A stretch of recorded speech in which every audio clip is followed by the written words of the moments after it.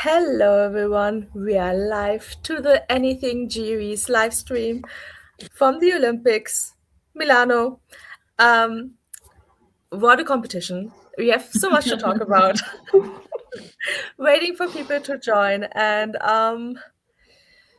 yeah, that was an event. So many thoughts. Like where to even begin?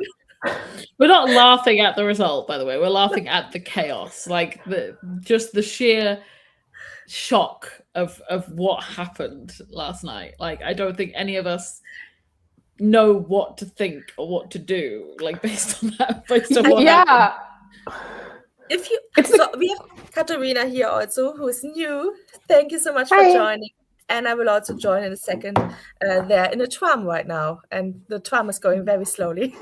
So hopefully they will be here soon. And yeah, I think if you watch our preview, and if you probably watched yesterday's live, or like when was the last one, nobody could have predicted this.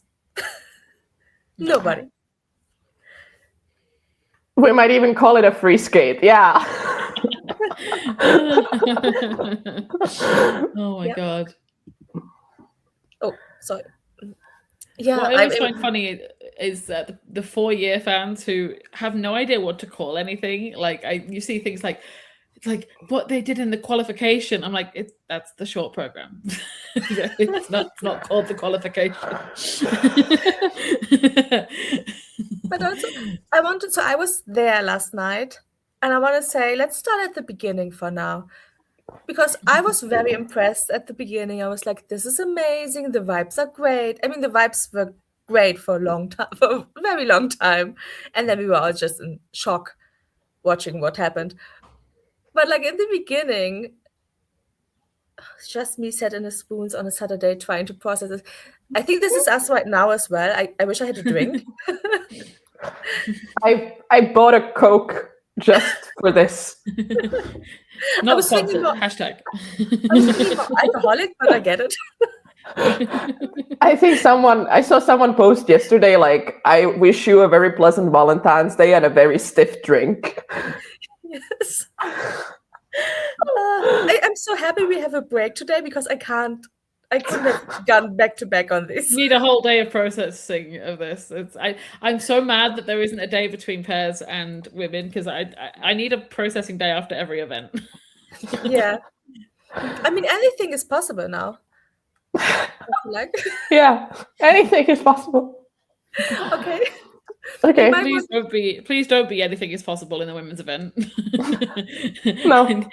I want something very, very obvious to happen in the women's event. Okay. Let's look at the skaters. Ali for Dice was saying, I rewatched most of it just to sort my thoughts, even for a men's event. It was a wild one. Shout out to the skaters who held it together, though. Very few of them, yeah. And I feel like we can't just talk about this one thing happening, I know, but there was like the entire arena was just like. I saw a video. Obviously, we'll get to later. I might not because I have to leave early. But like, I saw a video from up in like the rafters of just the gasp that everyone let out when Ilia popped the axle, and it's just like, oh my God. That's the thing. Like, we were like gasping for the first flopping jumps.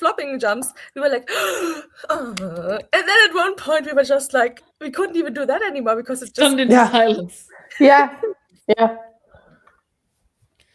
So it's crazy. Who do we want to talk about first? Well, we can start like at the bottom and work our way up. So we'll start with Adam and then move our way through the list. God, I feel so bad for Adam Hagara. Like, he's usually so consistent. So for this, like, I think had a great like free skate at Europeans, and then just everything that he's usually so good at went wrong here. Like, the axle is usually so stable. He barely ever messes that up.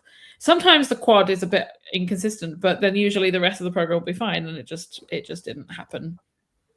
But he's still very young and has, probably at least 1 or 2 more Olympics in him. So he just has to kind of move on past this and look forward to future events. I think that's something that is probably going to be a theme is that I think a lot of these skaters are going to want a revenge skate at Worlds. And for Adam, especially because, yeah, he's Slovakian, but like his home Olympics is the Ondřej Nepäla Memorial and then Prague Worlds. Yeah. So there's going to be a lot of people there supporting him. A lot of people so I think support him. So I think he held it together in a way that he could. I think he's got a good head on his shoulder. It's not like he's having a meltdown or anything. He's just like, it's one of those days. Yeah. It's not what you want. In general, the way he speaks to the media as well, like the Slovak interviews that's come out with him, he seems like someone who's committed to like the long road. Yeah. Because we have a lot of people ahead of us, should we just... Are we talking about the free skate results or the overall results? I go overall and work the way up. But we can save like Ilia and Adam for the end. You want to be gone for that, I know. Well, I do, but also they are like they were in the final. They were in the top 3 going in, so it's more dramatic to do it that way. Yu Seong Lee, one of the few of the night who had a clean skate, an amazing skate, set the tone like amazingly. Not that the men were able to live up to that tone as the night went on, but set off great. I was so impressed by his skate. Like I loved it, and I feel like the audience was really with him the entire time, and I was so excited. That it was clean, and you could. Yeah, he's just so joyful. He's so joyful. You can tell, like, if a program if a program is clean, it makes such a difference to the audience. It does, and unfortunately, I feel like a lot of skates this time fell short of that because they just weren't. Sorry, I was interrupting you. No. I liked his short program as well. I did find it a little bit. Hi, Anna. Hello. I did find it a little bit like he was beaming, smiling through the final like dramatic sequence of Eleanor Rigby, and I was like, I completely get it that you're smiling, but also like I hope he gets a program where he can smile more. Yeah. Like sweetest skater getting the most like dramatic emo music. Almost. Yeah. But I feel like that's the advantage of being in the arena because I can't see the faces. Anna and I were talking about it. You can't see the faces of the people skating, especially up in the rafters. And I'm like, it's good because like it's not good for some programs because some programs are designed for the audience at home and for the judges. But in this case, I could, because of the skate was also so perfect, I could feel the music, I could feel his skate, and I didn't see his face, so I didn't see that he was smiling. I mean, it didn't take away from the program for me. I like when a skater is smiling, even if it's like not fit with it. But yeah, that's a good point. That's a good point that some skates like work better in an arena as well. Mm-hmm.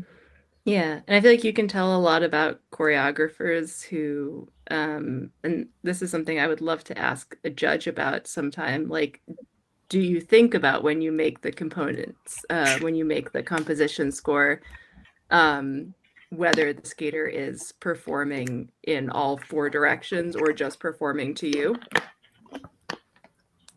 Yeah. I think that's an important point because I feel like Lois and I at Europeans, also Katerina, we can hear the bottom of your... Oh, sorry. It's okay. Because at Europeans, Lois and I sat right behind the judges, and you could tell that a lot of the programs were just performed for the judges, which was good for us, but for the rest of the audience, maybe not so much. And here I'm curious to see how it's going to develop with each event, how much I'm going to feel like I'm included in the performance. Yeah. So Donovan. On to Donovan, who is always a joy. It's not necessarily a clean skate, but I think it was better skated than the short program. And just seeing him like kiss the ice when he finishes, like I know some people were like panicking that he was going to retire. He's not retiring, but it's just he's just such an engaging skater to watch, and he's always so committed to his programs. He knows how to perform them, which some skaters still, even if they've made the Olympics, they're not necessarily the best performers. But yeah, he's wonderful. I think he has a great, it's one thing performing and one thing having a really direct contact with the audience. Yeah. And also, I think someone also posted about it, and I think it's good to point out, he has good spins. Yes. And that is apparently a thing that is not happening that often these days anymore in the men's. Even for big federations. He has one of the only A spins that I don't mind.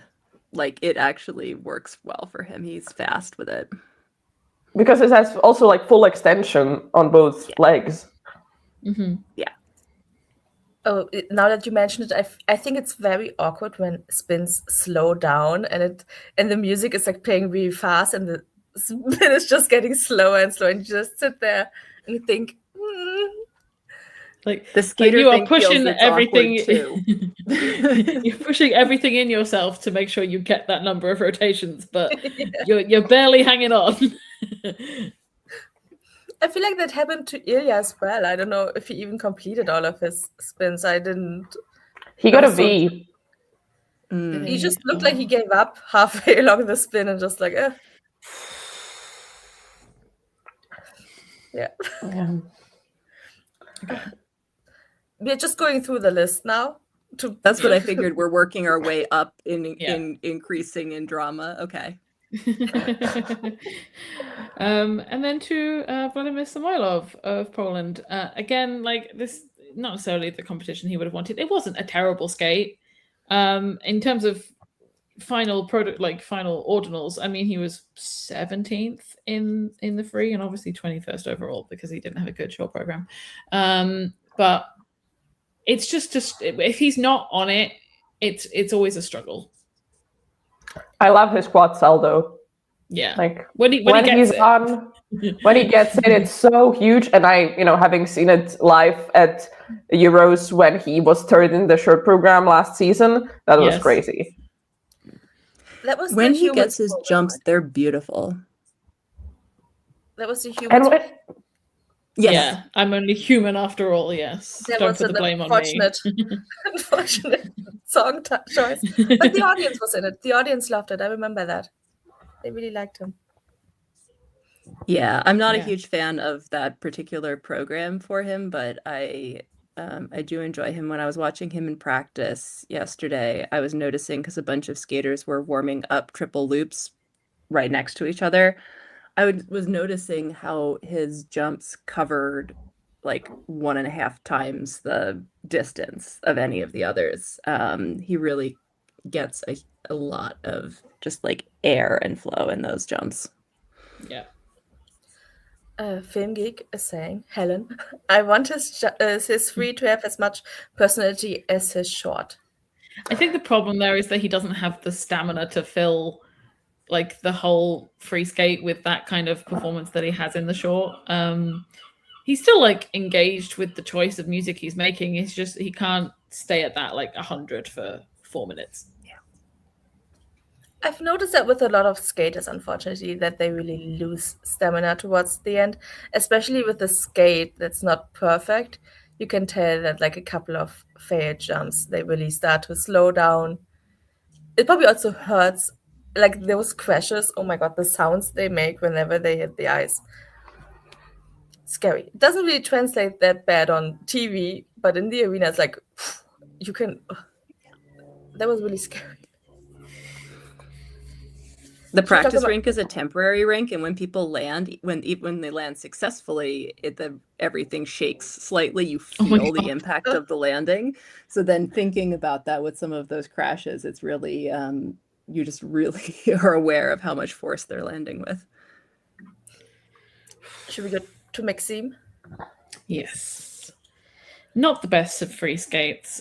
Not able to sustain how well he did in the short program, but he can be very proud of himself for the way he's carried himself at this competition. It's there's so many eyes on you, and especially for him, media loves to make a story out of certain situations.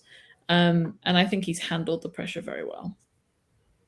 Like even my grandparents sent us a text and they said, we watched the skater whose parents died, and I was like, okay. And I mean, that's the story around him. That's who he has become. And I think that's a lot of pressure, like you said, Lois, to put on a person within the pain that he's also, like, of course, skating in. So I loved it. I mean, it wasn't a perfect skate, but I think also knowing the entire story, I was really like just happy to see him there and to see him skate. Yeah, I think it's really interesting that he has so much like he's gotten this experience now of skating in this huge way at this huge competition, and I'm kind of curious what this will look like for him moving forward. My friend recently pointed out that he's been holding it together for a year with this in mind, and I hope that he gets now to, let himself go a little bit if that's what he needs. But I feel like we've seen parts of him in his skating this year that make me really interested in what else he might do with programs in the future. And also he spoke quite a bit in the mix zone about how much he enjoys coaching and has learned and benefited from being a coach as well as a skater. So just, I don't know, I'm very interested in, where does Max go next? Yeah, there was a video, I think it was like a Wired video of like Maxim Naumov answers figure skating questions. And it was really interesting to see him like explain everything that is so technical in a way that like a complete like person that has never like properly understood any technicalities of figure skating like would actually get it. So yeah. He clearly thinks about it in a very like coaching way, I guess. Yeah. Talking about Kyrylo, Yes, Ukrainian, I have to say, I mean, the fact that he had to skate after the not neutral skater. Yes. Insanity. Why would they? Like, I know they can't change the order after the shot. They can't change it. But also the amount, like the shears were very intense for Petru. Like it was very engaged audience with him. So I felt like so bad for him because he had to follow that and had to experience that and then go on the ice after that. And I don't know, I just felt really bad. It was, made me feel very uncomfortable. Yeah, I heard that there were a lot of people like cheering about Petra while Kyrylo was like warming up, and it was kind of very clearly a distraction or an attempt to distract. And I think that plus what else has been going on for Ukraine at the Olympics has gotten in Kyrylo's head. And he's not the most consistent skater yet, but he shows so much potential and so much promise in that he can achieve great results if he can find that consistency. And I think he carries himself very well. And he doesn't get too down on himself anymore. I think he's had times in the past where he's had bad results and it's affected him a lot, but he knows he can do well. So it's just a case of getting over this and building himself back up again. And I really liked the skate, like despite the faults. I think it was a really beautiful skate. And I was looking around whether somebody had brought in a Russian flag, because I know that happened during a team event or something. And I was just like, don't do that. Don't do that. I think it happened at Europeans as well. I think somebody brought a Russian flag. Obviously, Russia weren't there. But there shouldn't be a Russian flag in the stadium at all, because they're not representing Russia. And there's a reason why they're not representing Russia. And I feel like the biggest audience were definitely Russian, Japanese, and American. And you could feel like for those skaters, they were the most shears, which is like fair. But I mean, the experience for somebody from the Ukraine to skate in that environment has to be intense. Yes. and I really felt for him. I mean, the amount of pressure that was on him to go through that moment, I really, I've always really admired how well-spoken and thoughtful Krillo is, and he continued to be so yesterday. That, being able to talk about what it means for him as a Ukrainian athlete and being impacted by what's been going on with the other Ukrainian athletes. And he said it in a way that was very strong without, but very, very strong, very clear, but also kind of very humble. And I don't know, I just really appreciate the way he approaches, this kind of representative role that he has to fill. I also think that he can walk away from these Olympics being proud of himself, because even though the free skate didn't go according to plan, the short program was one of the best of that event. And it was gorgeous. The jumps were gorgeous, but also his expression was beautiful. And we know the short program means so much to him because his father chose the music. So I think that can be a boost for him going forward. 100%. Are we already ready to talk about Dennis? Sorry, we are pacing through these, but I feel like we have a lot to say. No. I mean, we want to have enough time for talking about the last for the drama. I'm sure. Yeah, I mean, so two things about Dennis's performance that on the one hand, he did really well given the condition that he was in, both in terms of the fact that he has only had 4 full run-throughs of this free skate ever. And that he had a very bad cold and was really struggling. So the combination of all of that is just not, ideal circumstances, and he was able to push through. He landed all of his axles in this competition, so there are definitely things to be positive about, and I think he felt reasonably positive about the experience. As an audience member, I was struggling because I felt like he was not getting very much support from the crowd, which is a very unusual thing. That Dennis usually has a lot of he usually has a lot of fans already in the crowd, and then he usually gets support when he skates.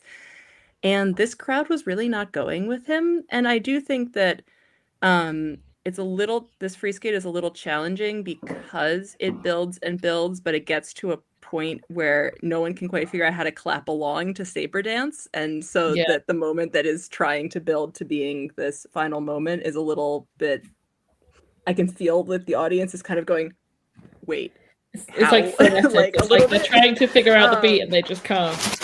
That happened at Europeans. Oh, who was that? That happened at Europeans, I think, because everybody was like, oh. But he got his cheers at Europeans were so loud. I think he one of the top 3 cheers of anybody, including the British people. And and he usually gets huge cheers in North America too, and in Japan, so it's just I guess I was surprised, and so I was kind of disappointed because I know that that connecting to the audience is why he skates, and that for him those moments are really important. And I mean, I hope that from his perspective he was still feeling that support. I have no reason to believe that he wasn't. I just, as an audience member, was like, I wanted to feel that the audience was supporting him to make me feel better about the what I knew was going to be bad scores. And I still am deeply frustrated with, I mean, there's so many things we can say about PCS judging in this competition. Dennis is exhibit A for me of Dennis getting 76.95 is bonkers. There are other skaters though too. I think Donovan was deeply underscored in his PCS. There are a lot of skaters that were in the first groups that I think really were underscored there. So I'm just thinking about the scores and placement that Dennis got here versus the Dennis of 2018 when he placed 19th. and thinking about how much of a stronger skater and like performer and just mature athlete that he is now, and it's disappointing to see that the sport has not gone in a way that would get recognized. So, Yeah.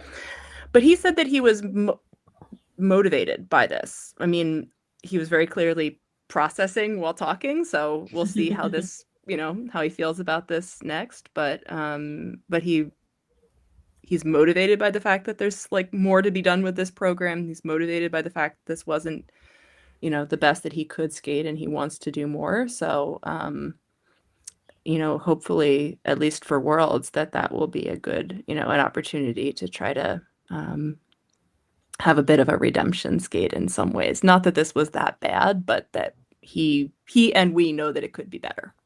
Yeah. I feel like for him especially, I didn't have the same feeling of, oh, they made a couple of errors, now they kind of just skating along to get it done and over with. I feel like he's very, and this is from very high up in the stands, I didn't see it up close, but like I feel like he can very easily snap back into the routine and be like, okay, focus again, and it looks pretty throughout, and it doesn't like fall apart, and feels like he doesn't give a fuck anymore by the end of it. We were trying to figure out how we can say fuck. There's one. Twice. Two. Oh no, we're on a quota for the... 3. We're going by the Sabrina Carpenter method if we can only say it 3 times. So we keep 1 for the last part. Yeah, I mean, I did say after watching the second group that I needed a drink, and there were still 2 groups of men to go. So that I was ready even after Dennis to be, let's go on. Yeah.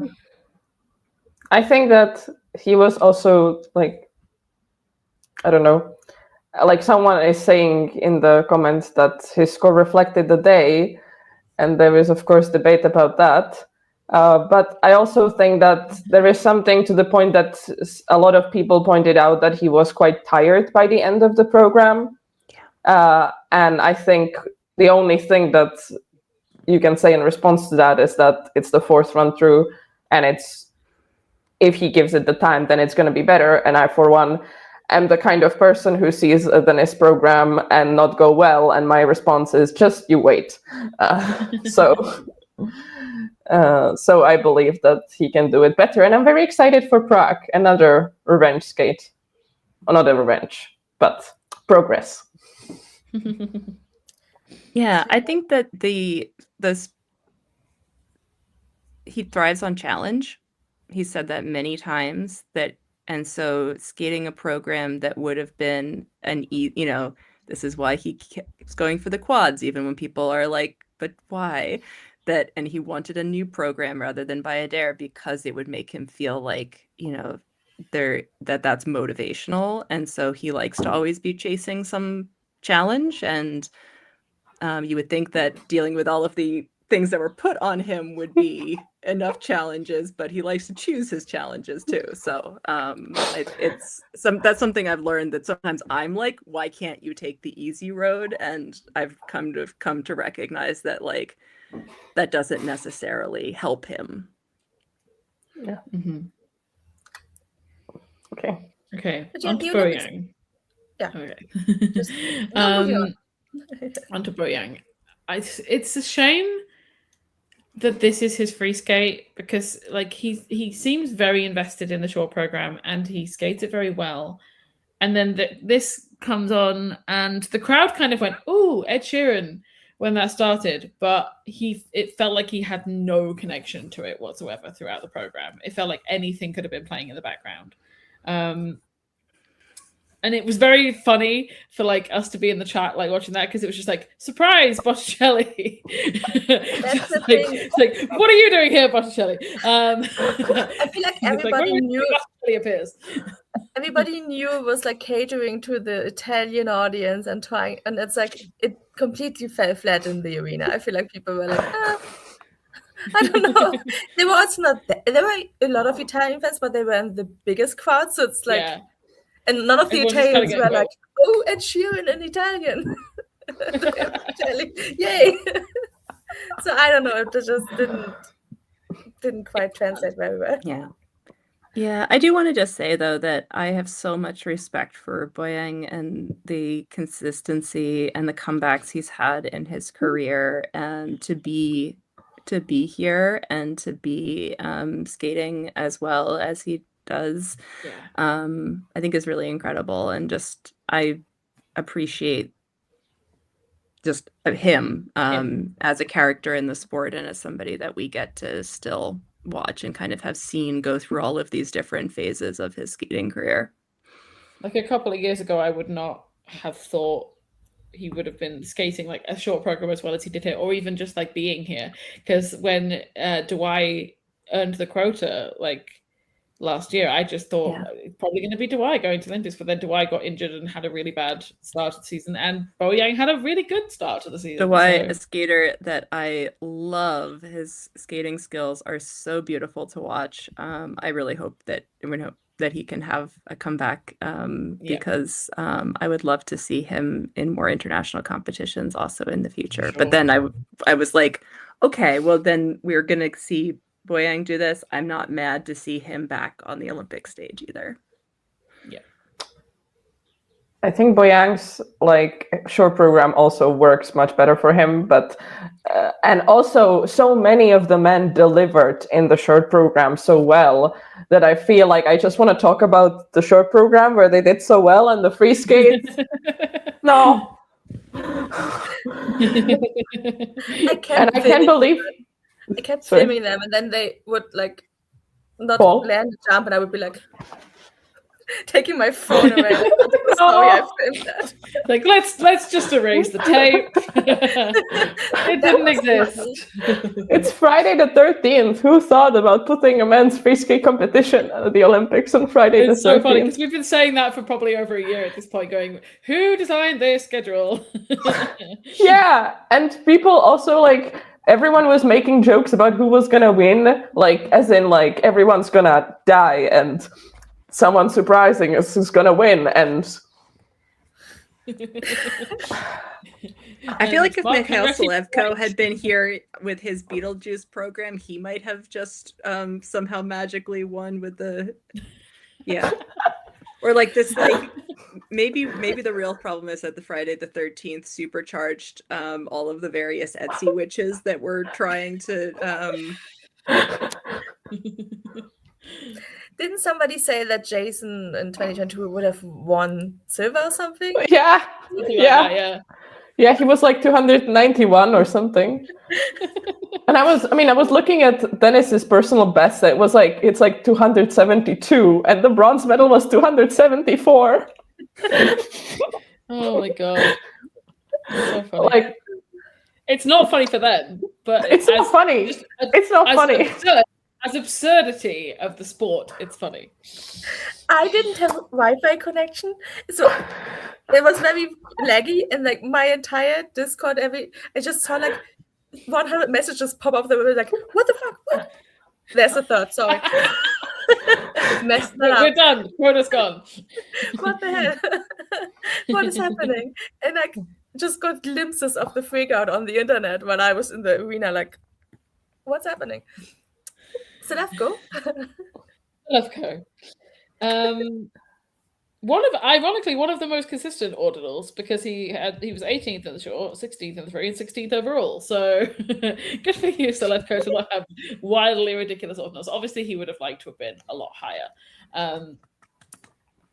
It just didn't, and after it kind of like followed on sort of from the short program of it wasn't perfect, and then when he isn't perfect, it kind of it's not as effective.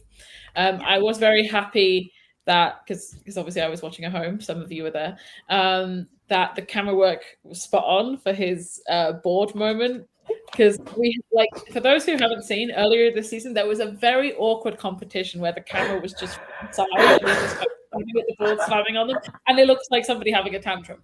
When you are full on like, from the front, it's more effective. He was the one doing it on the short not in front of the Yeah. judges, right? But Yeah. I was saying to Anna earlier, I think that was so nice to not always perform to the judges, but to have it like to the Yeah. audience and for them to have that moment. I thought that was really nice. I think that his programs are nicely choreographed in that Yeah. sense. His and Mateo's, where even though Mateo has the touching the board moment in front of the audience, in general, I was thinking about how their programs are designed to interact with the crowd in different ways. And I appreciate that they try to treat it like a 360. Yeah. I just thought it was awkward that the boards were made out of, like, they're not the hard boards, so they're the soft boards. So when you bang on them, they don't really. They just go. The effect doesn't It's like translate. I'm banging on my padded crib. Yeah. But it was quite effective in the, like, for us, I felt. Yeah.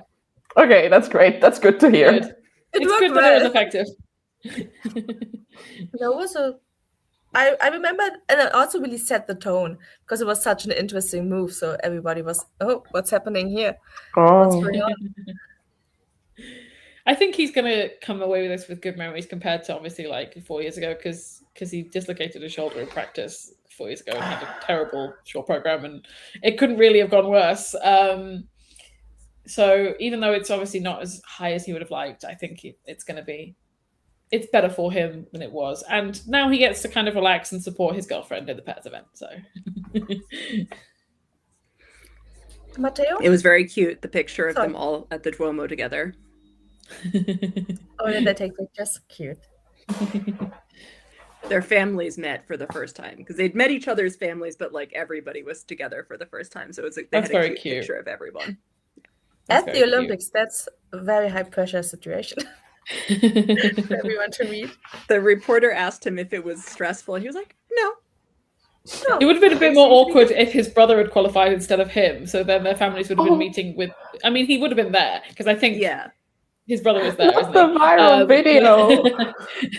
On the viral video, yes, the press mentioning the viral video of him in warm up. He's basically like, I don't know if Ellie's seen it. He's like going up and down to warm up, and the camera it looks very, very awkward. I saw that. Yeah. Yes. And his brother commented it going, bro, why? It makes it very interesting. Yeah. I only saw it unposted with the all the things she said playing in the background, and I was like, oh no. We are never getting rid of rivalry's impact. Oh my God. I'm staying in a hotel where the initials are HR, which is on everything, and my brain keeps trying to translate that as heated rivalry, which really says something about the state of my brain and the internet around me. The brain rot. Yeah. Oh my God, so funny. Should we talk about Matteo? Yes, we'll talk about Matteo. It's such a shame the quad didn't come off. Once again, a very consistent ordinal in 16th in the short, 14th in the free, 15th overall. It's so difficult for him to get back into the competitive mindset after what's happened in the team event, and you can tell that. But he still delivered a very solid performance in the free. It's such a good program. Yeah. I mean, and he said earlier that, like, he said in the mix zone that if somebody had told him at the beginning of the season that he was going to be coming out of this season with a medal from Europeans and a medal from the Olympics, like in the team event, he would not have, believed that was where he was going to go. So he still has a lot of things to be happy about from this season. But that I was glad to hear that he is planning, at least at this point, to go on to Worlds, because we know that this is his last season. So I'm glad that we got one more chance to see him there. For sure. I kind of think that we keep talking about these skates, and like we're at 15 now, and it's like there was like one really bad program or like skate that just did not go well, and all the other ones were, it was overall decent. And we kept thinking that, okay, yeah, it's not perfect, but the pressure's amping up, but everyone's still doing their best. It's going, right? And it's weird to look at, Matteo like skated well, and it's interesting to compare the two programs across these 2 days, because you could see how much more into everything he was in the team event. But, But I do feel like he was like you could tell that he was really trying to savor the moment, because he knew this was like his final skate on Olympic ice. And I mean, he's probably going to the exhibition, but competitive. Yeah. He said that he was really, and he said that he felt really present in the last moment, and he could be really aware of what was the crowd reaction and stuff. And I'm glad that he had that experience. Yeah. Yeah. Lucas Bridgkey had a great crowd reaction. I think there were a lot of people who came from Switzerland. Well. Yeah. I mean, obviously, I don't think he would have wanted to come into the Olympics necessarily coming 14th, but it's better than the 19th place he was after the short, and he was obviously very frustrated with how he skated in the short. He's a skater that's easy for the crowd to root for, because it's not even like he's necessarily the most charismatic, but he always makes choices that fit his personality. That we have our problems with the concept of his free skate, but he is still very invested in it when he performs it.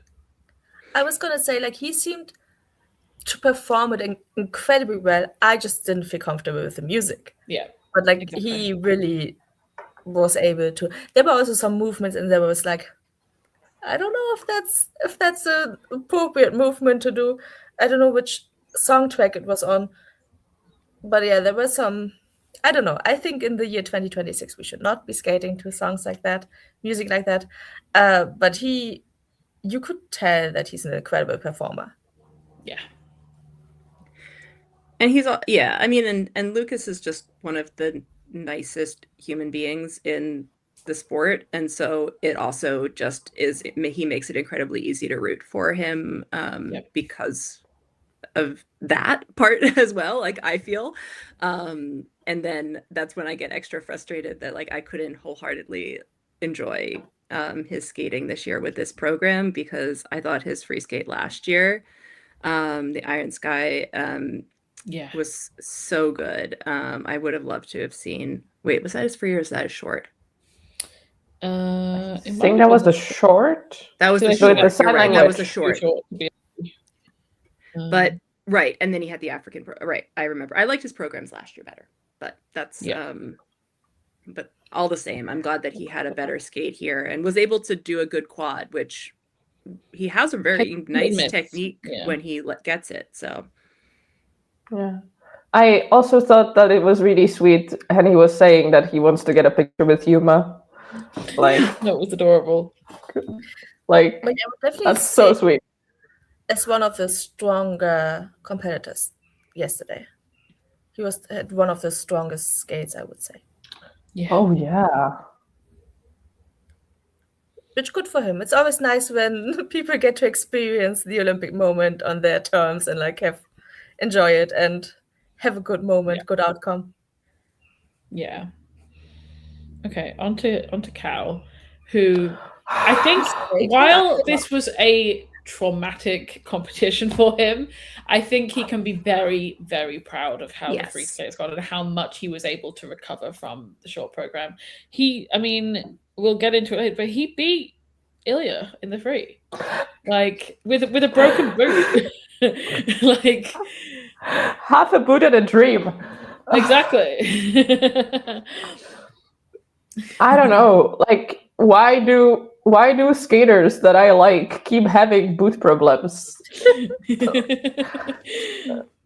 I have to say, I was so sad after the short, not just because, of course, Cal was disappointed, but also because his short program is one of my favorite short program, men's single short programs of the quad, probably, because it fits him so well. And when he gets the jumps and he, like, his step sequence covers the entirety of the ice in, like, 3 steps. And I was so sad.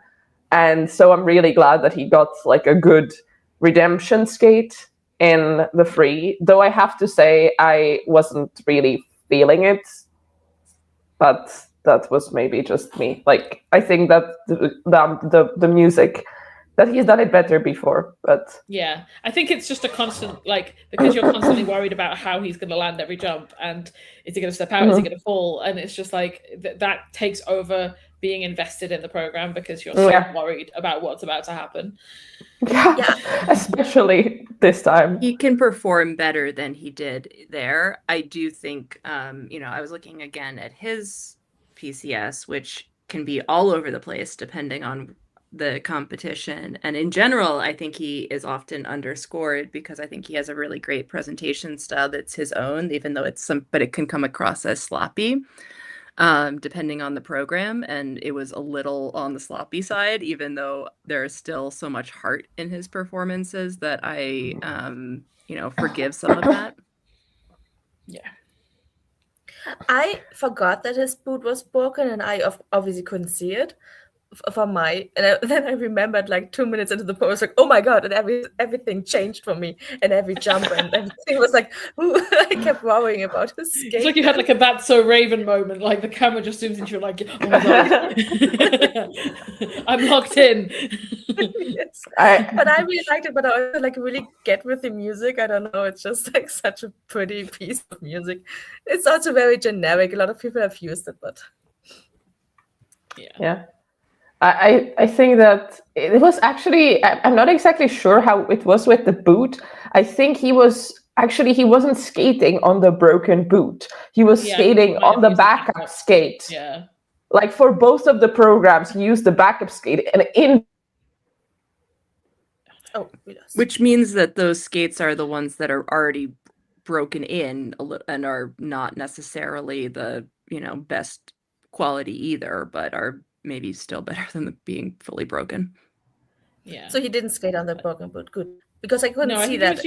I think he was using them in practice. He wasn't entirely comfortable with the backups, so he was still kind of like working with the broken ones in practice, and then that's why things were awkward when he was skating with his backup boots in competition. I think. Are you back? You're back. Yes. Yay. Sorry. Don't worry. Happens to all of us. Torgashev? I will say, before we talk about Torgashev, his protocols have to be the wildest of the night, in the fact that he was 8th in the short, 9th in the free, but 12th overall. How does that happen? That's weird. It feels very weird. It doesn't feel like it should make sense. No. Yeah. Like you're top 10 in both of them, but you're 12th. Yeah, wait. My brain. I won't even try to think about that. My brain can't wrap around that right now. It's maths, figure skating. Anything is possible. Exactly. Figure skating math, yeah. He had a much more solid competition than I think any of us expected him to have. Based Better on than his Ilia. consistency in the past. Definitely better Ilia. I feel mean talking anything about Ilia, honestly. I know. I'm not trying to be shady. I know you're not. It just feels very weird. I know.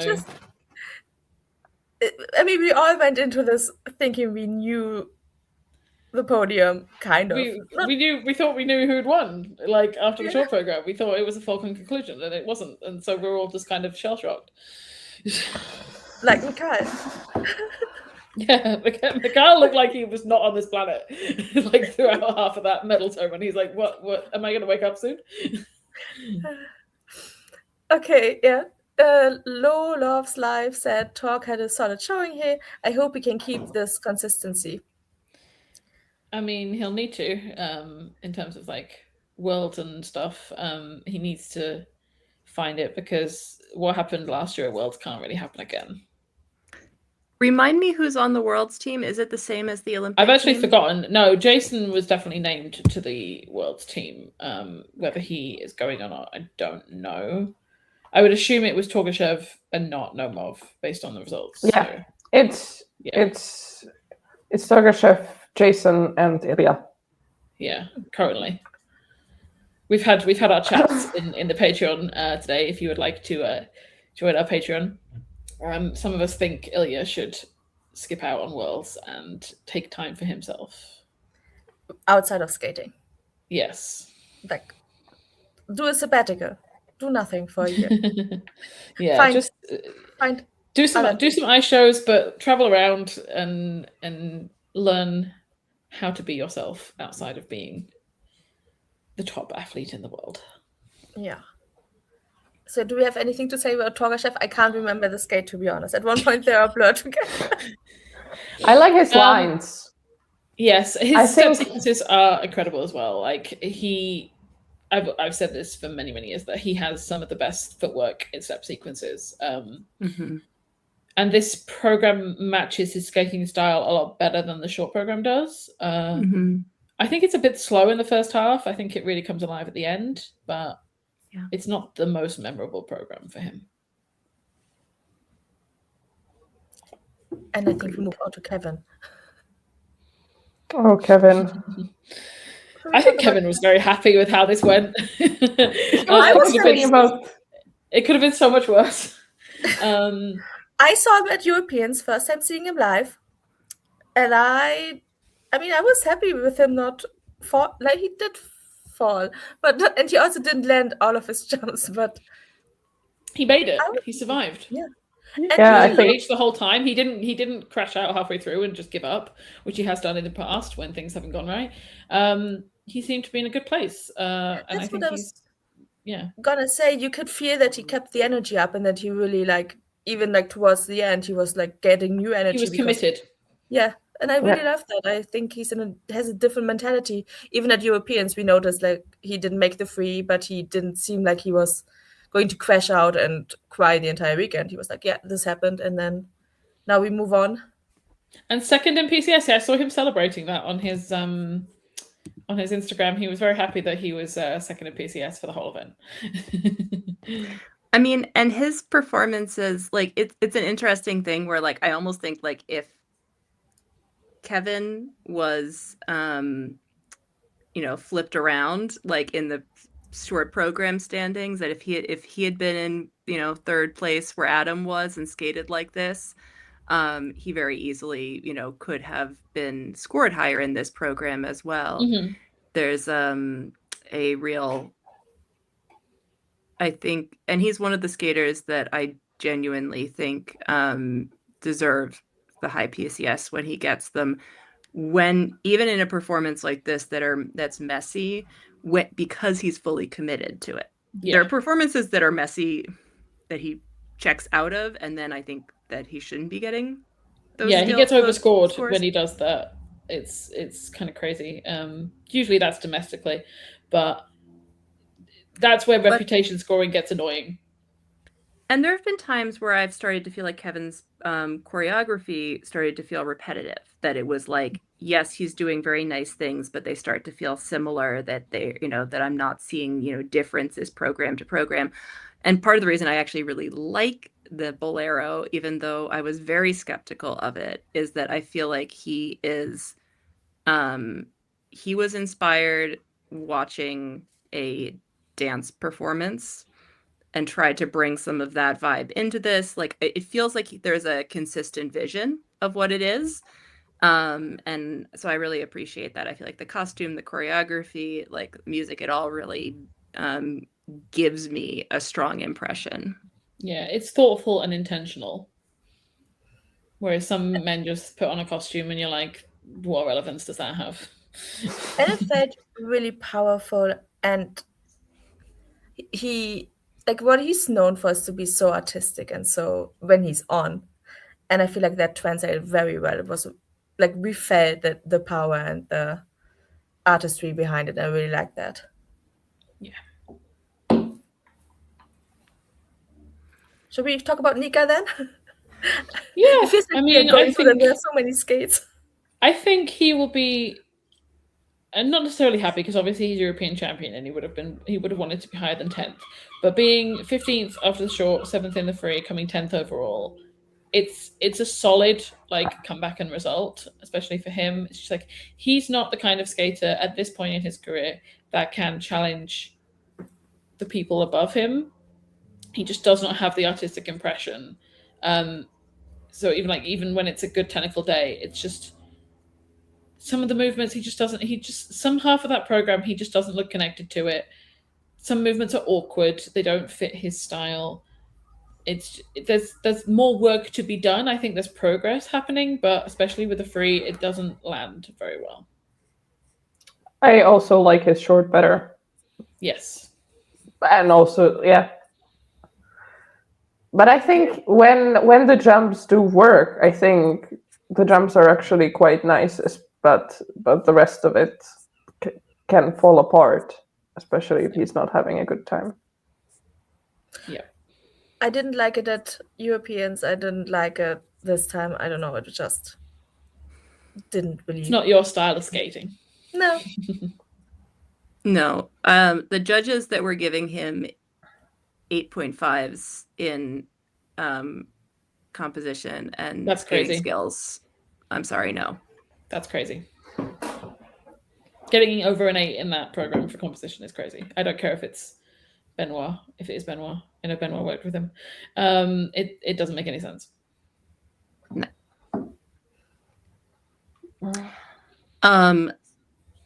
All right, who do we have next? Onto the Pope. Onto the The Pope. Pope. The Pope. The Pope is dead. The Pope felt dead. The Pope had food poisoning and felt dead. And so we're onto the skates that I watched. So I watched the last group. I watched a few of the first, and then I watched the last group up live from the arena, and I was really, really bothered by this program, seeing it in that space. And I think I realized that I was bothered by it because I'm like, there is the seeds of a good program in this music. Yeah. It had a couple of kind of cool moments where there are really strong beats of like silence and then like dun dun kind of music. Yeah. And I'm like, this has the ability to be really cool. Daniel was having a bad skate and he was not hitting the beats of the music on the music. And he would be there. It just was like, it was that was like a nails on the chalkboard moment for me. And I was like, all right, I'm, in that moment, I'm like, I want to give him 5s in his program scores. Like that was my, like, harsh, but I was really struggling with this program in the moment. In general, Daniel is overscored on PCS. I don't like his posture. He's always very hunched. I don't like the way he does his jumps. But he consistently gets high PCS going, and often, most of the time in his career, has been beating Matteo in PCS, and that makes absolutely no sense because Matteo is a far better skater. Even he if has speed and he's got decent turns when he does them, but he doesn't have the performance quality most of the time. Mm-hmm. And I agree, he looks awkward. I noticed that his Lutz and his triple axel were called here. The first triple axel got cues, and I thought that was accurate. And because he landed the quad loop right in front of me, I actually thought that was fully rotated. So I feel like we talked a little bit about maybe he was overscored or judged leniently from the tech panel in the short. But I thought that more was accurate in the free. More accurate. Yeah, more accurate. And just he is usually a good spinner, and he did not, he just didn't probably deliver felt on like some he was of the things. He probably felt like he was going to throw up in the middle of those spins. No, exactly. And thank you for saying that, though, because it's also true that he had been like throwing up all the previous day and was not feeling well. And like that, under those circumstances, again, I'm being very harsh about his performance in this particular program. It's good to know that there was also that extenuating factor in what was going on with him. And but that's just like playing a comic like joke on you that you are actually Italian. You're in Italy for the Olympics and you still got food poisoning. You weren't even in a foreign country. You're in your country. We hope he got food poisoning and not the neurovirus that all of the hockey players had. Oh God. Then everyone will have it. Let's not. No, everyone will have it. So I just wanted to put up this comment. I hope this doesn't put a more artistic skater off doing conclave, because I do think it can be very good, and I do think his music can be very, very effective. It's just not in this case. I do have to say, I really love the opening, "The Pope is Dead," because it feels like it shushed the entire arena. I was like, oh. Everyone's like, And it was- "What do you mean the Pope's dead?" And it was so different from many of the other skates. So it felt like, oh, something extraordinary is going to happen. Like this is, and then it just didn't really go anywhere. But I really liked the opening, and I think it really, I don't know, it really makes an impact in an arena full of people who are just like, oh, Yeah. what are we going to witness now? For me, it was extra interesting because I had actually refused to watch this program all season, and I told myself I was going to watch it at the Olympics. And everyone was always talking about it. I was like, I'm not watching it until the Olympics. I want to see it at the Olympics. And then I saw it, and I was just like, like, I don't know. I was so underwhelmed by it. But of course, a large part is explained by the fact that he wasn't even doing the performance that he is capable of, let alone, something out of like better than what he's capable of. So I will have to watch it again at Worlds and hope that he does better there. I think we should talk about Ilia next. We should go in the order. I think actually we should probably skip Ilia and Adam and leave them for the end, because they were in podium positions going into the Okay. Okay, I just thought we should take the pressure out of the podium position, out of them. Well, I think it's better to talk about them towards the end, because they were towards the end. So we do like maybe we do Petra, Stephen, Shun, and then we'll hop into that group. Mm-hmm. I didn't. I don't know Petra's score, like what the judges put him. He was incredibly clean. Like, yeah, I saw some people say he looked very slow across the ice. Mm-hmm. And I've seen a lot of people, like particularly the Russian fans, saying he was underscored, but I think he was scored very fairly. It might also just be him being surrounded by people who had made some mistakes. So seeing somebody land all of his jumps, I think, or most of the jump, I don't remember that well anymore. I think he was a good skater, but I don't know. I didn't connect with the music. He did get one of the loudest applause of the night, a lot of cheers. I think it's a respectable result. But people who thought he was like guaranteed to end up on the podium because he had to lay out a huge amount of quads are missing a huge sector of skating that everything is not about. Well, we hope. I mean, it's interesting. He was 4th in the free skate. Yeah. And that is with 3 Qs and an under. Yeah. So says a lot about this competition. Yeah. I mean, he got his first 3 quads. I'm just looking at the protocols. His first 3 quads were called clean and got decent GOE. So he got a lot of points from those. It was later in the program that things got a little messier and that he got quite a few of those calls. And so without going back to look at it, I can't, judge whether those were good or not, but he definitely lost quite a bit there. I think PCS wise, it's very fair that he got in the right around an 8, like low 8. Yeah. That seemed fair to me from having watched him. But again, I only saw bits and pieces from a monitor of his actual skate, but from watching him in practices, just in terms of basic skating skills, that seems like it would be about right. Yeah. But I also think that if he had been skating in the final group with that messy final group, it would have been higher. Yep. And I think that it's partly like we sometimes, we talk about the final group as like a reputational thing. There's also just a sort of, the judges start, at one point were saving, it's like they were saving scores for the people that they thought were going to be at the end, and then they couldn't give them those scores. And so who did they, what were they left with? Well, they were left with what they had scored people, earlier. And so I think it's like if whoever had been the last skater could have gone clean, they would have just been like rewarded really, really highly, because the judges would have been so grateful to have had, a final clean skate. And so it's an interesting Yeah, when we'll talk about it when we get there, but I do think that there's some placements mattered a lot in here. Yeah. Stephen Gogolev, 5th at his first Olympics, 2nd in the free skate. Who would have thought? Really, really good. He was like, we had some very Canadian proud. fans next to us. I was very happy for them.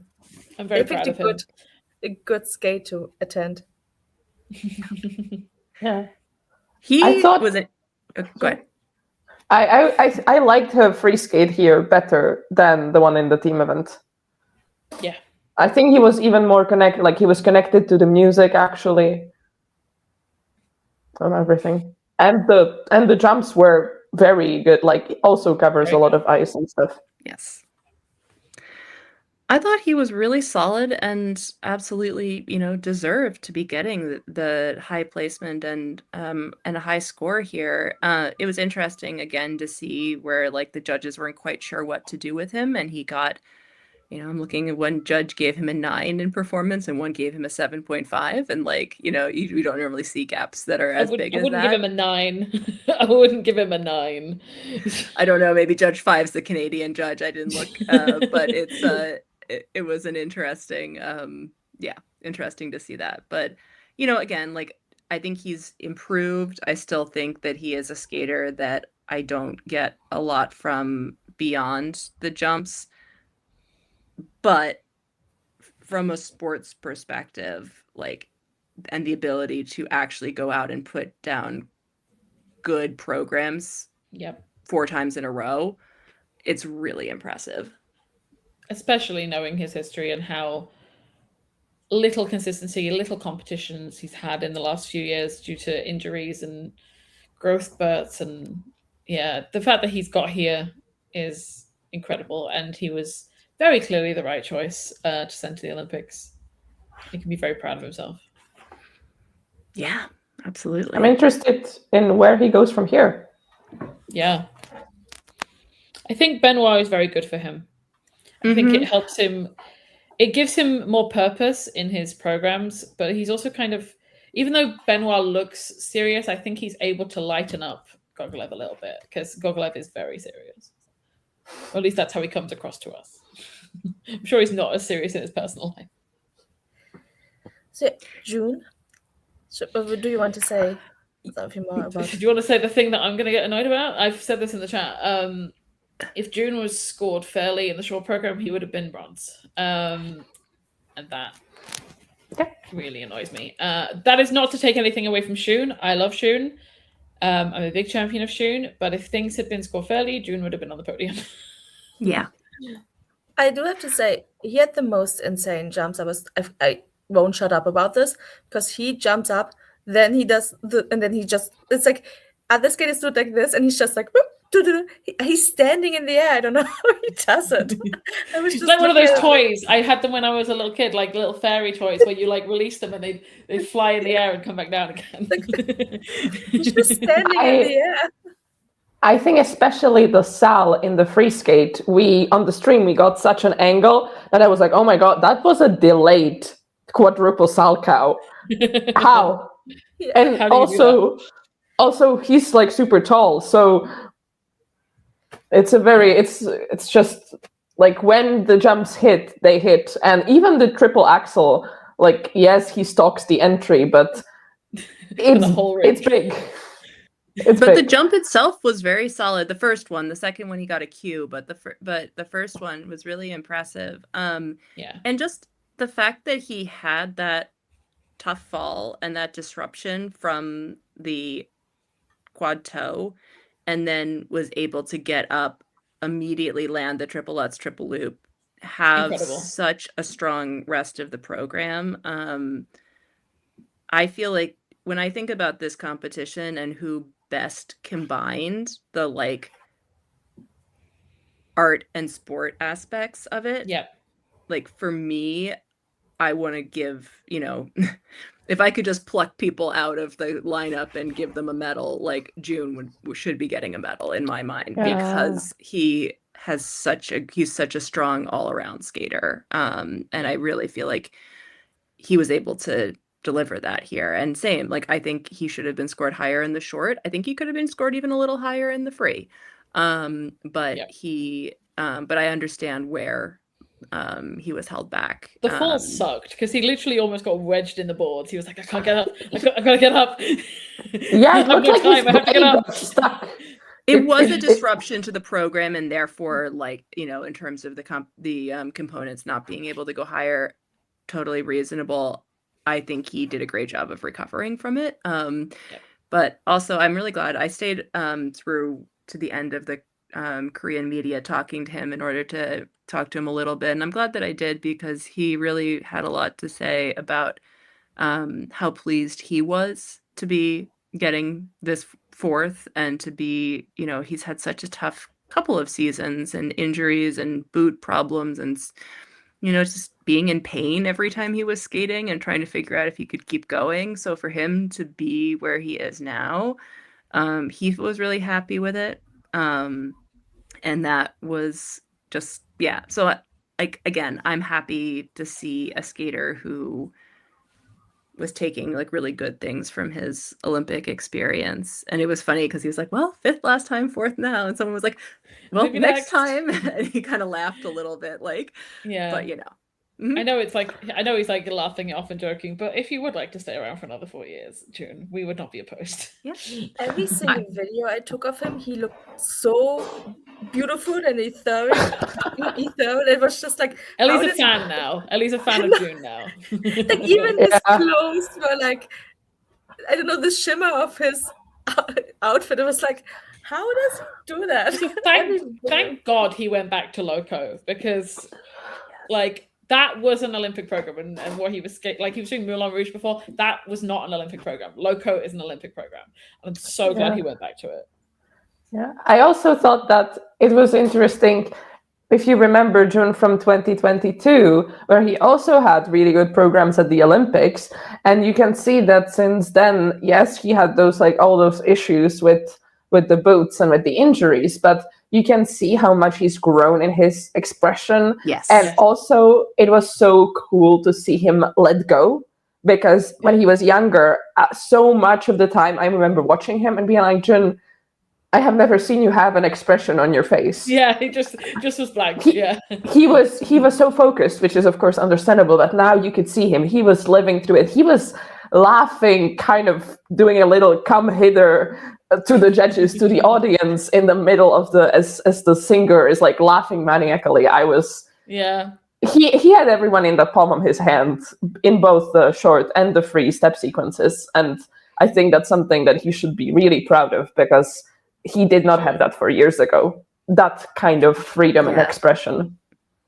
Yeah. I really felt that in the short, that like the abandon of like what to be able to actually do Rain in Your Black Eyes and that step sequence and match the intensity of it. He's one of the few that I think really does it. And so many people do that music and it doesn't live up to it. Like it's kind of like the pinnacle is always Sway and Han for me regarding that music, and so many people use it, and it's just like, don't use it if you can't deliver it.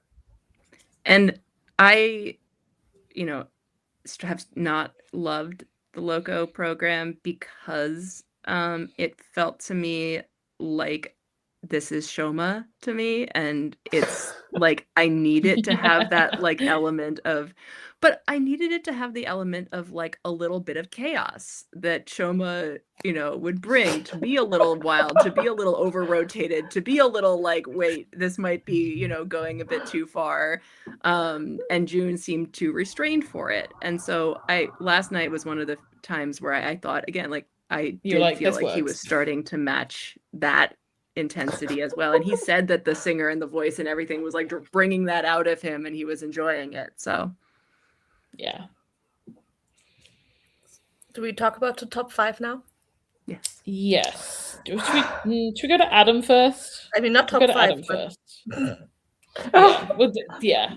We'll go to Adam first, I guess. It was so disappointing to see him not able to live up to what he did in the short program. And the pressure when you are in that podium position going in has got to be unreal. It was just very disappointing and not his day. Yeah, I think Jackie was pointing out at some point that it looked like he had hurt his hand coming down on the Yeah. first quadlets. Yeah. Yeah, he was bleeding. And He kept looking yeah, at it. So, and the axis, like I have seen Adam skate Yeah. like live, both well and badly. And the thing that you can tell is when it's going well, the axis is up, and when it's going badly, first jump axis goes off, and you're just like, no. It's not going to be a good day. Yeah. Yeah. And because It he really- jumps also so high, it's very, sorry. Yeah. He has some of the most when they go well, his quads are beautiful. There's jumps that I'm like, I will happily watch. And then, yeah, but when they've crashed down, it's also looks so painful. I also was really thinking, and I won't go into all of my feelings about Benoit and Benoit's programs for Adam, because I feel like we talked enough about that with the short, but it really did make me, the number one thing I was feeling after this was nervous for Miniki for the pairs, because it was, what was occurring to me was that these programs that rely on a certain kind of smooth continuity through the whole program, if you have the disruptions of that, it's really hard to get back into it. You lose the spell, and it's hard to even get back into like where they are, where like a program that has a more like, you know, swelling, dramatic storytelling, like it gives you something to keep, to kind of come back to and to re-immerse yourself in. And this is not a complaint about Adam, because he was really trying to get back to the performance. I was gonna say, despite you could all tell, of that. like he was. I didn't want to do that, but like I was gonna say, like he was trying to get back, and you can tell that he was like always trying to also emotionally get back into that moment, but it was so difficult because of the mistakes. Yeah, and I was thinking about that, watching him and Yuma have such rough skates back to back, and thinking about how the music and the choreography like helped one and hurt the other in some ways in under those circumstances. Yeah. It's also, I get the fact that you have like the costume reveal halfway through with the thing, but I don't get it because also the way the costume starts off, it looks like there's a hole in the side of his costume. Like I wanted to talk about the costume. It looks like there's a hole in it. There isn't, because that's just where he like rips it away or whatever, but it looked weird.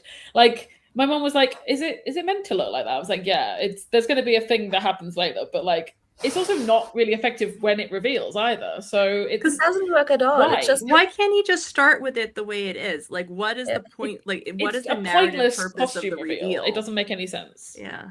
And like for us as an audience, he was wearing a black outfit the entire time, and then he revealed it at one point, but we didn't see that. And at one point there were hands. I was like, when did that happen? Like I didn't even know the moment, and it must have been a meaningful moment, or like a moment in the program that they picked for that. It's a blink and you miss it moment as well. But I didn't. Like, you get towards the end of the program and you're like, oh, now the hands are there.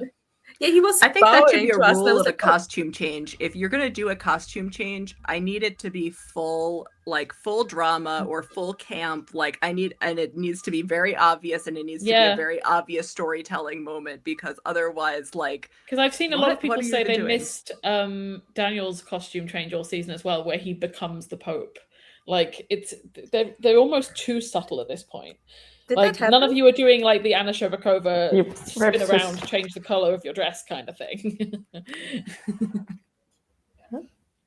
Yeah. Sarah, I've blinked many times, never noticed that. I didn't notice that he changes the Pope into the Pope at one point. He rips his shirt open, and it reveals his white underneath, so that white is the color of the Pope's robes. He's become the new Pope. He didn't do that in my direction, so I didn't see that. Yeah, exactly. Yeah, exactly. I had the same thing with. I liked the Deanna turns Max into a vampire in their interview with the vampire program, but even that they had to make more dramatic as the season went on, because people kept missing it, and it's like, no, we need this to be like. I mentioned it as well in the chat last night. I like it. I liked Nico Ragazzi's Moulin Rouge, where he rips his shirt open, because that was obvious, and that was on a great like crest of the music. So it was a good moment in the program. And Nico's not like the best performer, but that kind of brings you into the performance more when you see it happens. It works. It's like, if you're gonna do a costume change, subtlety has been thrown out the window. Yeah. So like, please don't try to be subtle. Like, you're Just trying to be- say something with that, so make sure everyone sees it.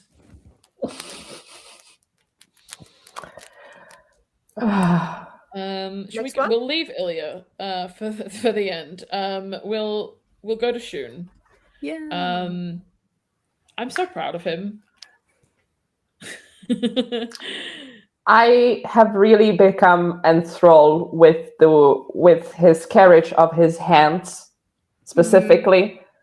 I know that he's not getting the step sequence levels. I know that the spin levels are not, like, they are accurately not calling them. Yes. But I just have to say, I want him to get extra points for his hands. It's just, I think it's just, he just does that naturally. But I find them really, like, just engaging.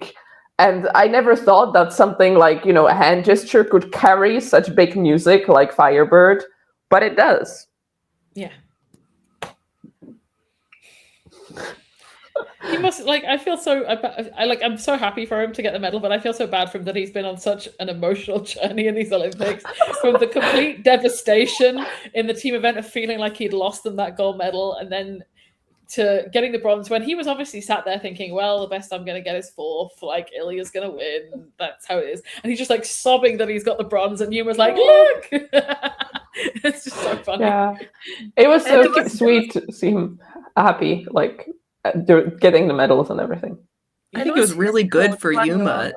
Sorry, I think it was very good for him and for Yuma that they had each other in that moment, with all of those emotions. And obviously Yuma's, we'll talk about it, but like the difference between the silver he might have thought he was going to get versus the silver he got, but then to have like all of that, I'm glad that they kind of could riff off each other and be in that space together. Yeah. It was a really beautiful moment as well, because I don't know, it felt like the entire arena was cheering for both of them, and it was just very, very nice. And then his coach was running around the arena. His coach is the funniest person. It's hilarious. They're like the opposite personalities, like, because Shun is just so kind of reserved and quiet, and his coach is always just like massively cheering and running around. It's so funny. And also, I have to say, like, my favorite part of the entire was the noise. Sorry, I was trying to look something up on my phone and it exploded. Oh god. My favorite part of the entire end result was seeing the Japanese and the Kazakhstan fans congratulating each other and celebrating together. It was so beautiful. I loved the picture you posted. It was so funny. There's like this Japanese grandma turning around giving the thumbs up to the Kazakhstan fans. She kept taking pictures of them. She was so happy and excited for them. It was so sweet. And I saw so many people crying for them and like just hugging each other. It was a very sweet moment between between both of them. And I really wanted to, I don't know, it was very sweet. Yeah. I like that. We'll go on to Yuma. And just like watching that skate was so depressing, because you're like, oh no, it's gone wrong again. No, Yuma, please get it back. Yuma, please. It's just like, no, stop doing this. No, we want to see Churndo as it should be. It was. And he was wearing the costume that was literally a Show Maturando tribute also. Yeah. And it got him a silver.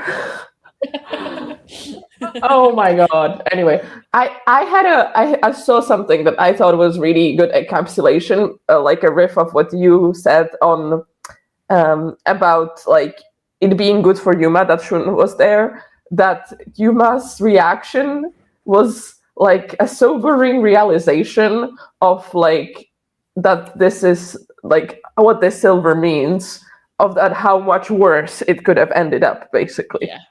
Because both Adam and Ilia's disaster skates knocked them out of medals completely, whereas Yuma held it together just enough to get the silver.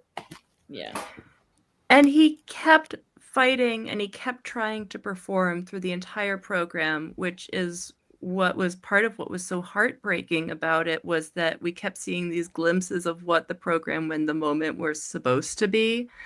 And I think in some ways, you know, we can talk about the expectation that's built up for Ilia, but there was so much Yuma too, yeah. expectation built up for Yuma. And even though I think his team is very conscious about trying to manage that for him and trying to, you know, support it, so much care and love and attention went into crafting this program for this moment.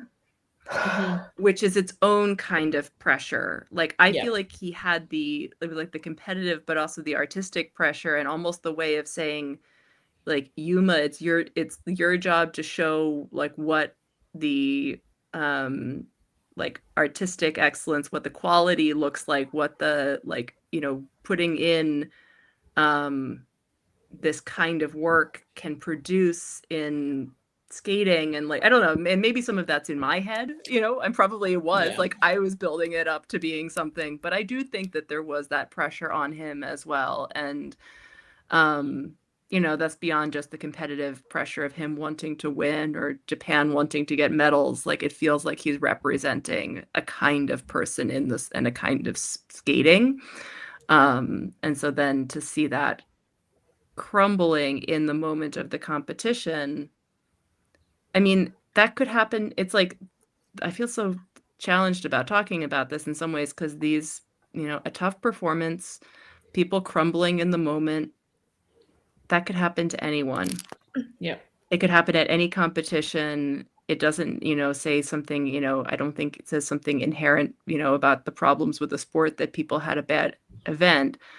And at the same time, it's very painful to watch these performances and to feel like the least bad program, you know, the least mistakes were winning. And like, that's not the way we want to feel in the sport. So I don't know. I'm still struggling with like is there a broader thing to say about this? I came away from the men's event feeling quite depressed about the state of the sport, and then trying to figure out how, like, but am I depressed just because it was a tough event from a sporting competitive place? I don't know. It's I'm still struggling with that. Did you see somebody posted on our Discord a comment from Yuma's dad admitting Yuma's dad admits to pressuring him to up his technical content in an effort to catch Ilia from behind. And I think I wish people would focus on their skills and perform to their best intent and not focus on what other people are doing. But I know it's hard to do that when you know mindset. Yeah, but it's hard to do that when you know how far ahead Ilia is in the technical. It's so rough because, like, this is not like Nathan versus Yuzuru where they were actually very closely linked. It wasn't like there was a huge cavern between them. Whereas Ilia's technical, when he is on it, is so vastly above everyone else in the field that he is often winning by 30 to 50 points. It's absolutely bonkers. So that is the best thing they think they can do, is to try and up Yuma's technical content to get him closer, because even if he went out there, skated clean with 2-3 quads or whatever, it wouldn't be enough. Like, even if Ilia made a couple of mistakes, it wouldn't be enough to catch him. When I interviewed Carolina, I asked her, you know, what do you do in these circumstances? And I asked her, you know, there isn't really room in the scores for Yuma to improve that much. Like, he could improve on the components a little, but like, there isn't much room in the scoring for him to improve in that, you know. So how do you still, you know, try to put, what does that look like for you working with him on that when you know that it's not going to be a thing that will matter that much in the scores? And of course, she talked about the many, many ways that she wants him to improve and how much pleasure they get out of working together to make those improvements, which I see in his skating. So, but it does come down to that question of like, if you're already giving, if the floor for Yuma and for Ilia is both in the 9s, well, like, he can't win that way. No. Yeah, I mean, I think it's a very much a moment where we can very clearly see that men's singles figure skating is starting to become a question of if you land all your quads, you win. You win, yeah. Which is not to say that like the wins That's aren't wrong, deserved, but... or that that's what happened with the scores was like that it was wrong or anything, but it's quite obvious that if you can land all your jumps and those jumps are quads, then your PCS is gonna follow that, and also your PCS then again is capped, so that if someone is out of this world on the second mark, then they won't get those PCS unless they land their jumps. Yeah. So I think I'd like to see the base values raised for spins and steps. Like yes, I've been thinking that for years. I'm trying to come back around to this, and it's not necessarily that I want the jumps to be worth less. I've seen the argument that we should be going, even more on the plus and minus GOE scale. I'm not sure I think about what I think about that exactly, but I do feel like that's the only way that we can try to have any kind of balance would be to try to value other things more highly. I think there are a lot of junior men in particularly that do not spend enough time on their steps and spins because they're all trying to learn quads. Mm-hmm. And we have to kind of dissuade them from doing that and encourage them to become all-round skaters. It was one of the most interesting things that I've heard from a perspective of, talking about, what are the differences in gender differences in figure skating, and like, if it wasn't if it was more expected for the men and was not as expected for the women to have a certain level of polish in your steps and spins at a young age, would we see the gap in the tech also decline if it was seen as if the women were treated like they had to get the height, the best jumps immediately, and doesn't matter if they're messy, in the way that the men are, or the men were expected to have perfectly pointed toes in their camel spins, so it's an interesting thing, because I do see differences in that way, and I would like it to be more even. Yeah. I just want to say, I'd like to get out for a walk before the sun sets. So if I could... I also have to leave because my mom has been out for 90 minutes and I have to get her back into the hotel room. I don't know if both of us can leave though, because are we not the ones in control of the stream? Can you run your laptop, maybe keep it running? But can they? They can't end the stream, can they? No. Can we talk for like 5 minutes about Ilia and call it and pick ourselves up for pairs tomorrow and be good? I mean, I do want to say first of all, Misha winning, amazing moment. Yes. We haven't talked about it yet. And yes, it was absolutely. Okay, Sarah's logging in, so Sarah can end it if we have to leave. I do want to have, so that's I have great. 2 thoughts. Misha, it was the most amazing moment to see the sheer disbelief in all of us, Yes. and then in him, it was just incredible. And I hope Ilia has a very wonderful support system and who show him his value outside of skating, because I think that's very important for him. And those were my last 2 thoughts. And bye.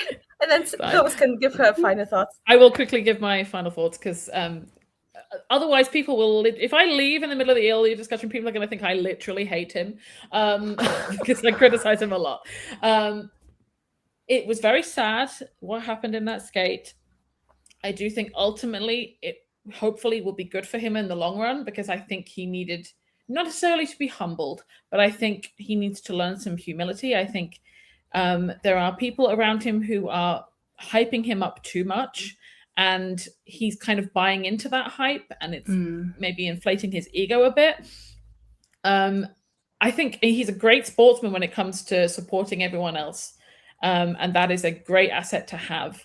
But I know it was right after the skate. If you are sitting in the kiss and cry and saying they should have sent me 4 years ago to Beijing and this wouldn't have happened, you did not necessarily earn your spot there. I know you were on the podium at Nationals, but Jason had the body of work and Jason deserved to be there. And as we were saying earlier, if Jason had scored as he did in Beijing here, he probably would have been on the podium. So, and then the fact that you then went to Worlds after that Olympics and came 9th, you proved that you shouldn't have been at that Olympics, in my opinion. Yes, it would have been great experience for you to have been there. There are plenty of other skaters here, Misha included, who were not at the last Olympics and who thrived. Going to those Olympics did not necessarily mean that you weren't going to have that bad skate. So I think you need to make some changes in your team. You need to maybe get a good sports psychologist. You need to learn how to recover from those mistakes. I think everything spiraled out of control, and we've never seen that happen like that with Ilia before. The Olympics are a different beast, and I've said this many times. It's not like any other competition. Some of them are able to handle it like other competitions, but the Olympics are different. You are sat in that village for like 2 weeks. You've got the team event as well. There's a lot of pressure, and the media pressure, especially on American athletes. So just there's a lot of work to be done. Don't put the blame on the fact that you weren't there 4 years ago. I don't know why you're holding on to that 4 years later. That should have been out of your mind after that season. Again, I blame that on people around him bringing it up. I blame it on people around him. I think especially that manager of yours should have been gone as soon as the Ilia AI bot existed a couple of seasons ago, which is the most absurd thing I've seen. And yeah, you need better people around you who are advising you better. That's my opinion. But yes, very happy for Misha. He literally did everything he could technically. I don't think his programs are the best. It was a good choice to go back to June because he was more comfortable with that than he was with the short program he had previously. But the free was not great in terms of the way it's composed and the way he's like comfortable with the choreography, but he delivered technically, and that was incredible. And a lot of people didn't do that on the day. So he fully deserves his gold medal, and congratulations to Kazakhstan for their best figure skating result. I will let you carry on the discussion. Bye, everyone. Bye. I absolutely agree with everything about that Lois just said about Misha. I have a slightly different take on Ilia, which is that I think that he actually personally is quite humble, and that he's trying to and that he was trying to show with this program and this free skate that he feels that vulnerability, and that he feels like he's in all of those, that he's not just this like, you know, winning machine and all of those things. I don't like I would agree with all of the things about people around him. I think he's got some things in his head that are not helpful. I also completely agree with what Low Love's Life said, that they need to completely ditch the Quad God brand. Agreed. And you know, it's one thing when the media does that and puts those names on people. I think that him doing it himself and the ISU using it and everything is just, it's icky to me. And then the other piece, Film Geek said that he had a similar issue as the Atari girls, which is that they never quite knew how to adjust when things went wrong. And I think that that's actually a really interesting point of, I mean, we don't see what his practices are like. Maybe he, you know, does, you know, that kind of training, but this is part of the learning, is how to react to your own vulnerability and be able to come back. And I think his career is already worth so much more beyond this Olympics.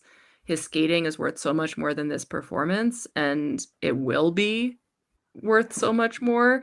And obviously he is worth a lot more than his skating beyond that.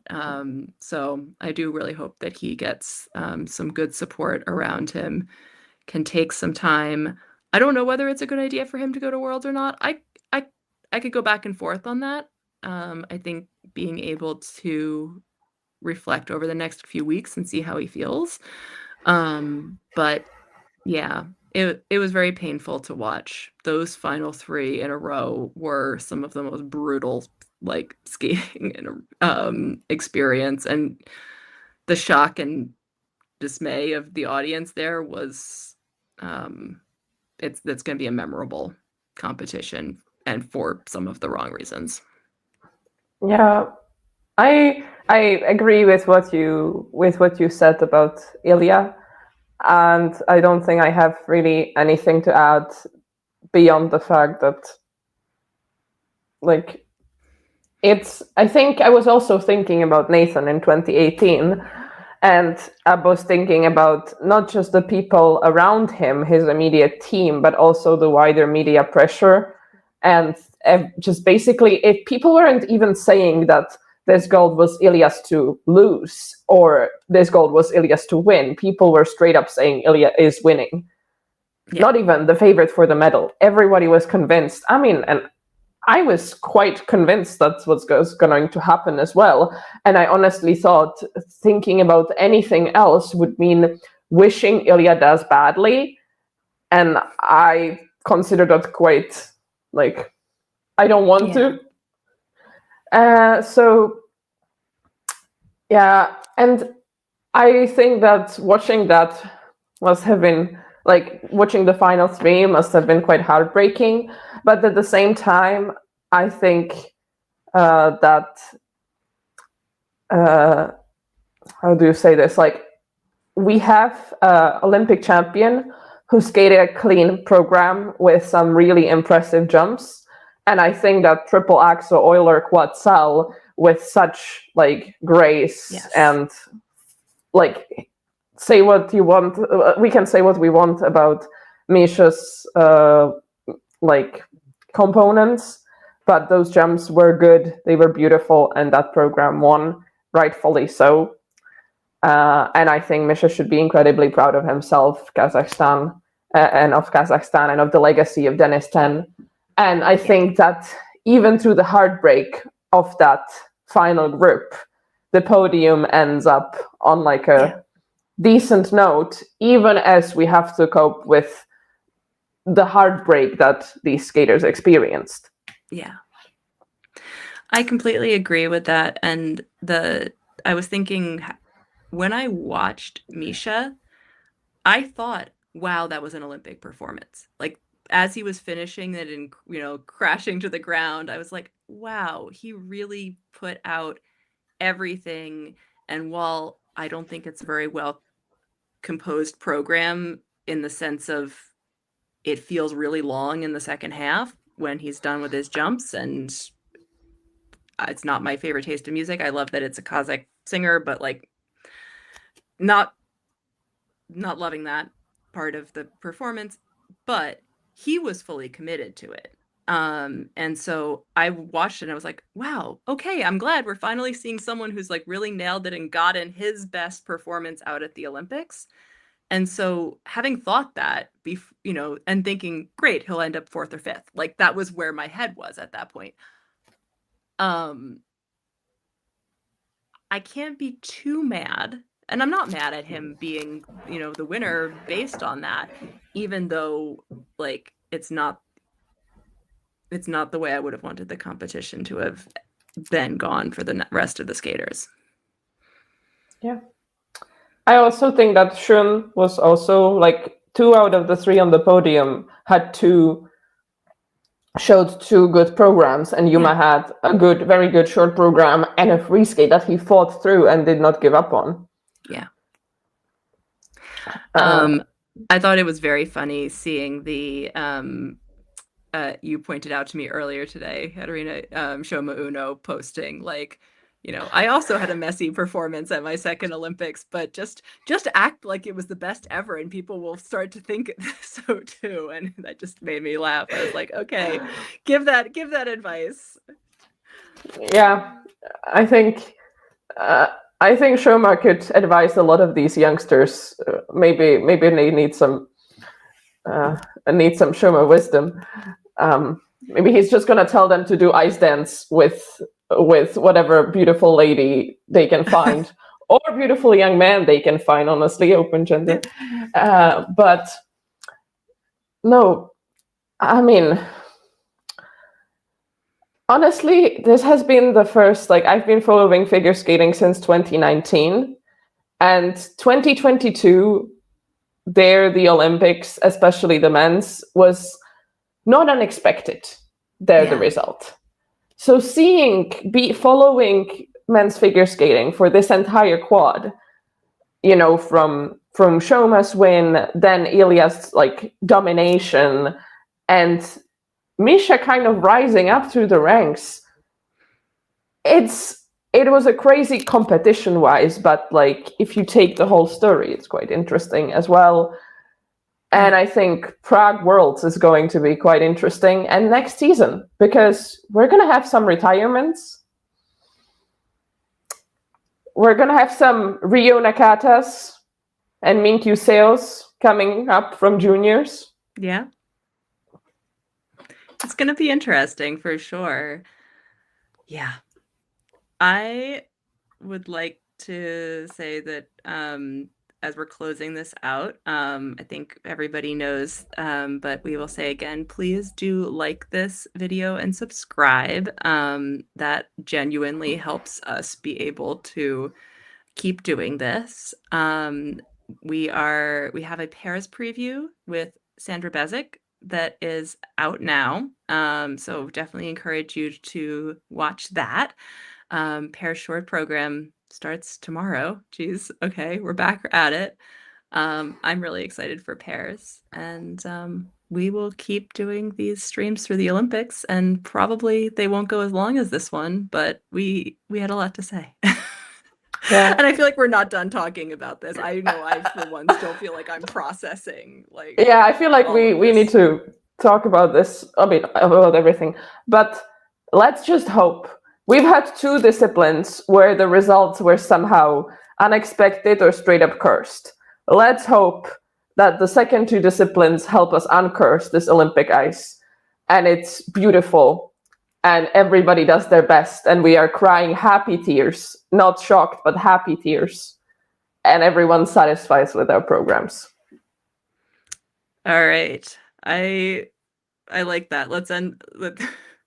Let's end. Great note for us to end. Let's end on the good wishes for the pairs and the women, and for the second half of the Olympics. And thank you to all of the men for what was a very men's free exciting and skate. stressful competition. Yeah, it's men's figure skating. Anything can happen. Right.